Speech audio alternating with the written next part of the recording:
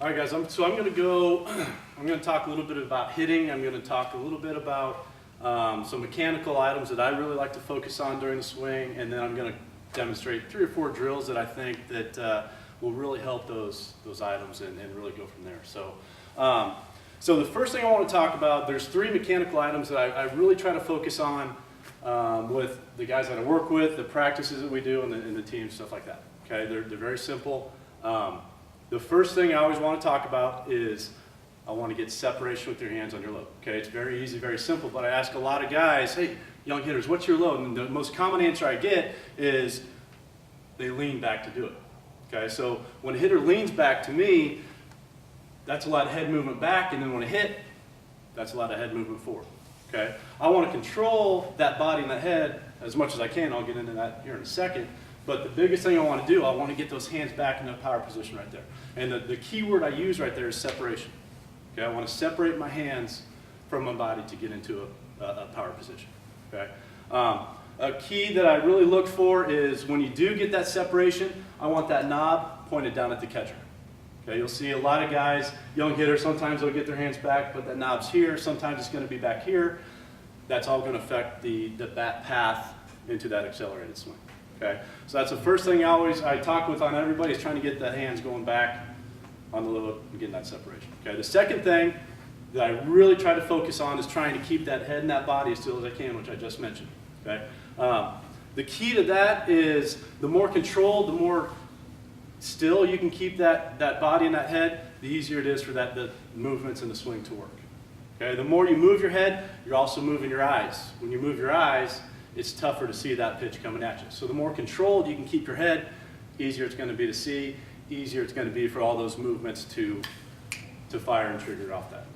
Okay, so a couple very simple mechanical issues. The third is going to get a little more complicated. A lot of guys focus on the hips. With young hitters, I see this all the time where they think, oh, here, drive the hips, I got to drive the hips. And what happens is all of a sudden they get here and they think, drive the hips. Then that shoulder's going to go, that head's going to go. I want to control that a little bit more, and I like to focus on driving that back knee right to that pitcher. If you drive that back knee the way it should go, the hips are going to do what they need to do. Okay? But it all starts with a balanced base, a good foundation leading into that accelerated swing. Okay? So those are really the 3 mechanical items that I really focus on. And yeah, there's a bunch of other things that, depending on the hitter, depending on the issues going on, that you can really get in depth with. But I tell a lot of my guys, if you get very consistent on those 3 things, you're going to have a very good mechanical swing. And as coaches, to really start watching those movements and seeing how that swing works and getting consistent with it is really going to help those hitters improve on that. Okay. So other than that, there's a couple small cues that I really like to focus on. Right. I really want every hitter, okay, to swing fast with a controlled body, right? So we want slow movements, slow load, leading into an accelerated fast swing. And I tell players all the time, it's okay to swing as fast as you can as long as that body is under control. But the minute that body starts getting a little too quick, getting out of control, that's going to affect the swing. Okay? So we want slow feet, controlled body, calm head, controlled head, leading into an accelerated swing to really get that drive going. And I really talk about adding power to your swing that comes with that accelerated swing and getting those hands going through and that back going through as quick as you can. Okay?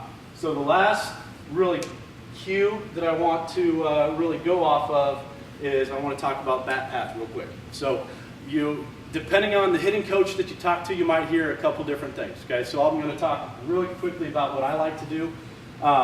So when that ball's coming in, right, I want a controlled, direct path to that ball. And you hear a lot of guys, you want to get on plane back here. Some young hitters will almost chop down a little bit too much, and that's very common.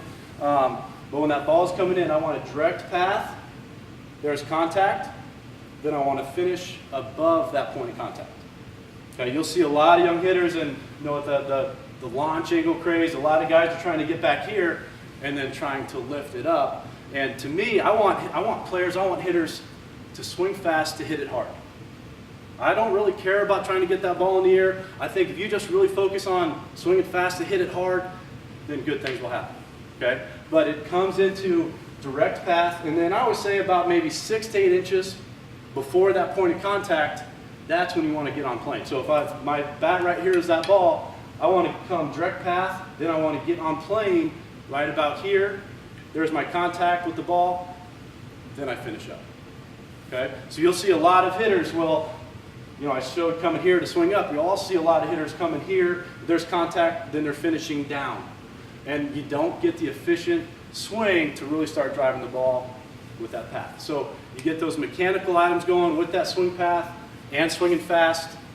That's really the start of, you know, a basic, solid, foundational swing that you want to really go off of. Okay? That's good.